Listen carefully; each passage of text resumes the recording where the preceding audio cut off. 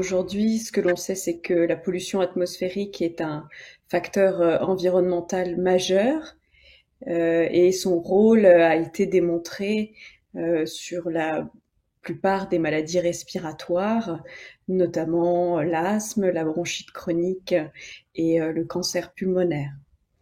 Depuis quelques années, on sait que cet effet délétère de la pollution atmosphérique a également un effet dans la fibrose pulmonaire idiopathique. Et en ce qui concerne la pollution de l'air intérieur, les données sont moins claires, mais on a la notion que c'est également une source de pollution importante et néfaste dans les maladies respiratoires. En ce qui concerne les polluants atmosphériques, les polluants les plus dangereux sont surveillés et leur taux est réglementé et donc il y a des stations de qualité de l'air qui surveillent régulièrement l'émission de ces polluants. Parmi les polluants les plus dangereux, nous avons les polluants gazeux avec le monoxyde de carbone, le dioxyde de soufre, le dioxyde d'azote, l'ozone, et puis des polluants particulaires qui sont définis par leur taille, qui peut aller d'une taille plus ou moins importante et ils vont aller plus ou moins profondément dans les voies aériennes respiratoires. Et donc ces polluants sont surveillés régulièrement. Mais malheureusement, aujourd'hui, nous n'avons pas de surveillance régulière de la pollution intérieure.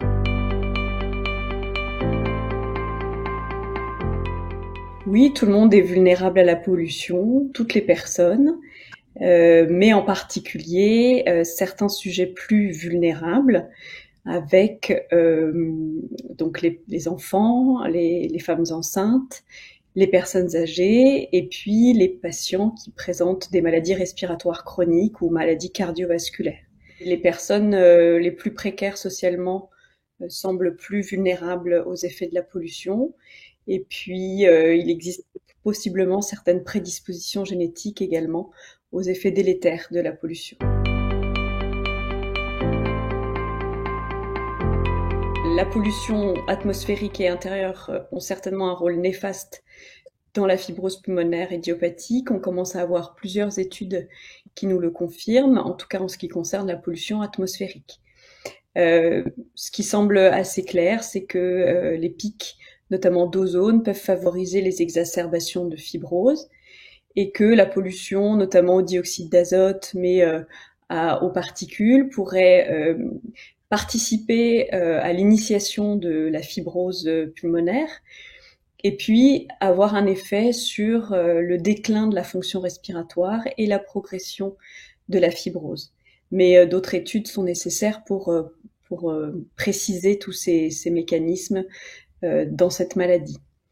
En ce qui concerne la pollution intérieure, aujourd'hui, à ce jour, on n'a aucune donnée, mais la recherche avance.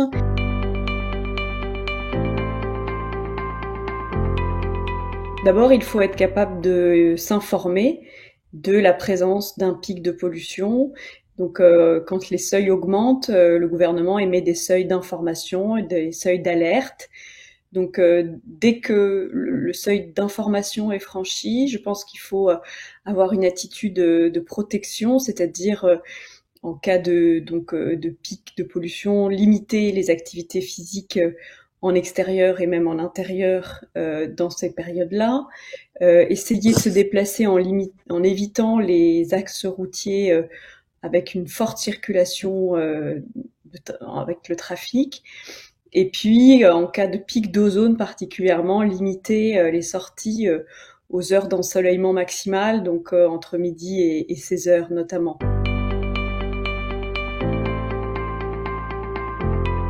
Ce qui est le plus pratique, ce qui est le plus important, c'est donc d'aérer régulièrement au moins 30 minutes par jour.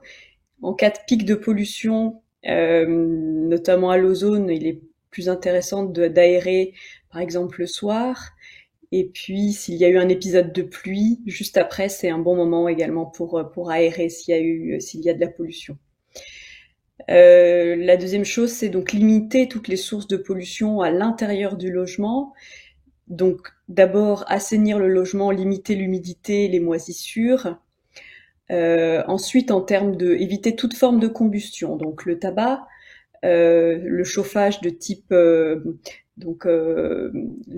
feux de cheminée, limiter les encens, tout ce qui va générer une fumée et qui aussi peut potentiellement générer des composés organiques volatiles. Ensuite, en ce qui concerne plus particulièrement les patients avec une fibrose pulmonaire, je pense qu'il faut limiter aussi l'empoussiérage en cas de gros travaux. Alors le premier message que j'aurais envie de passer, c'est vraiment informez-vous de la qualité de l'air dans la ville dans laquelle vous habitez, un peu comme on s'informe tous les jours du temps qu'il fait, de la météo. Aujourd'hui, on est très informé facilement sur ces données. Et donc en ce qui concerne la pollution intérieure, vraiment limiter les sources, aérer 30 minutes par jour.